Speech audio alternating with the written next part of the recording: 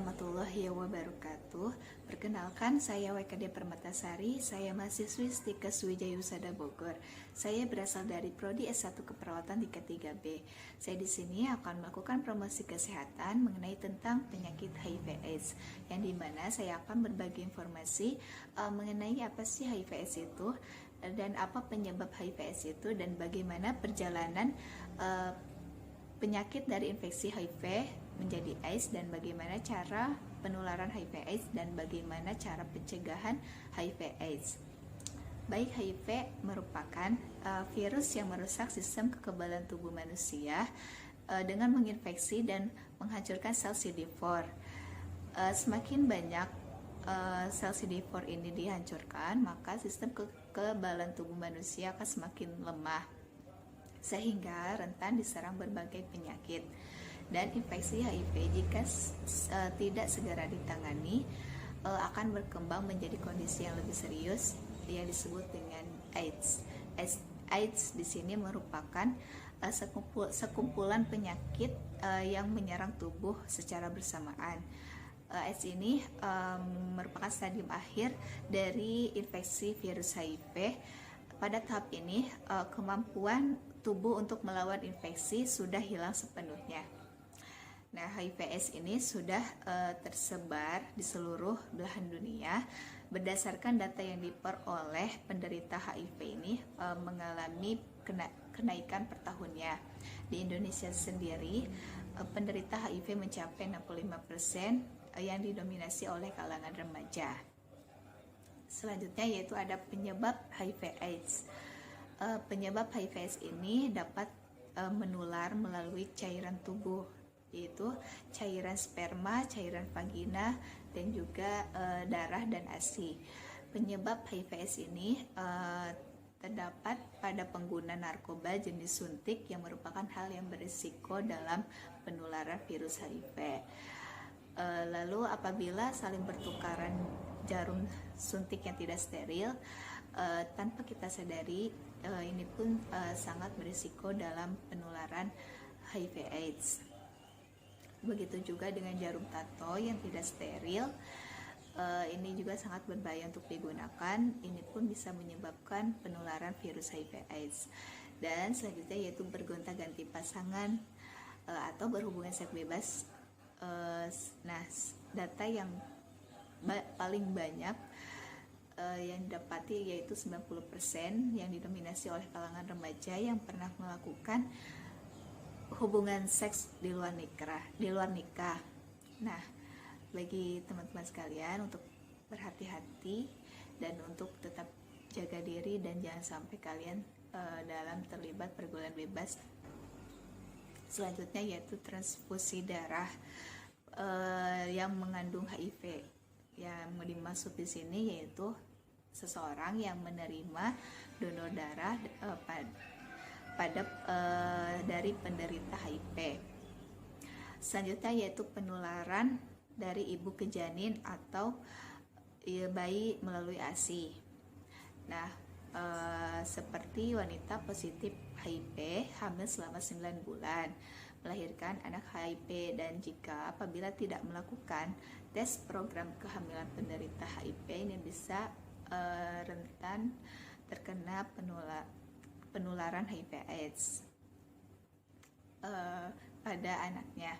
Lalu sedangkan ibu bagi penderita HIV yang menyusui dapat tertular pada anaknya. Nah, bagaimana agar anak tidak tertular? Maka bisa dilakukan dengan cara PMTCT atau Prevention of Mother of Child Transmission, yang dimana PMTCT ini untuk ibu hamil ini berupa HIV testing, yaitu melakukan tes HIV dan konseling untuk ibu hamil, dan RVT terapi penderita untuk dengan pemberian obat-obatan. Lalu ada safe mommy, yaitu persalinan yang bersih, yaitu yang keempat itu support, yaitu dukungan dari keluarga. Nah, di sini di support ada perjalanan penyakit dari infeksi HIV menjadi AIDS. Yang pertama yaitu 3 bulan pertama masuk jendela yang dimana virus ini sudah masuk ke dalam tubuh manusia. Lalu waktu 5-10 tahun ini tidak munculnya gejala atau nampak sehat tanpa gejala.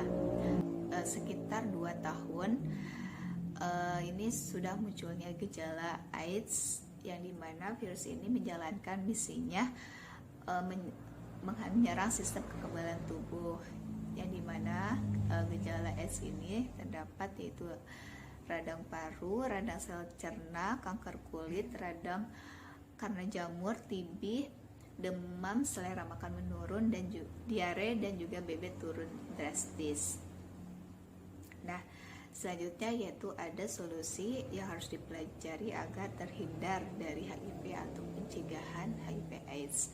Yang pertama yaitu lakukan tes darah apabila telah melakukan hal yang beresiko. Yang kedua yaitu lakukan konsultasi dengan dokter ahli. Yang ketiga itu hindari seks bebas. Nah, yang telah saya jelaskan tadi untuk kalangan remaja untuk berhati-hati dalam pergaulan bebas. Lalu untuk yang sudah menikah atau yang suami istri, jika ingin berhubungan intim, ingin tetap aman, disarankan untuk menggunakan pengaman atau kondom. Lalu selanjutnya yaitu hindari penggunaan narkoba dan juga hindari memakai jarum suntik yang tidak steril, seperti yang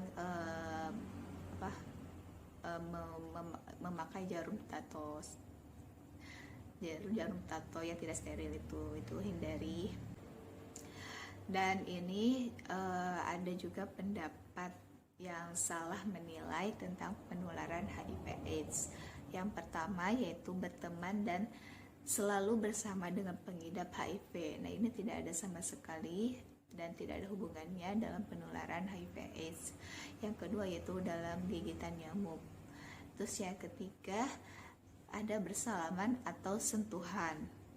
Dan yang keempat yaitu pelukan atau ciuman. Nah, pelukan ciuman ini karena faktanya butuh 3 galon air liur ini baru bisa tertular HIV/AIDS. Selanjutnya yaitu yang kelima yaitu menggunakan peralatan makan atau minum. Nah, jadi untuk kalian, untuk teman-teman sekalian, jangan jauhi penderitanya, tetapi jauhi penyakitnya. Sekian informasi yang telah saya sampaikan. Mohon maaf apabila ada kekurangan dan juga kesalahan dalam materi. Kurang lebihnya mohon maaf. Wassalamualaikum warahmatullahi wabarakatuh.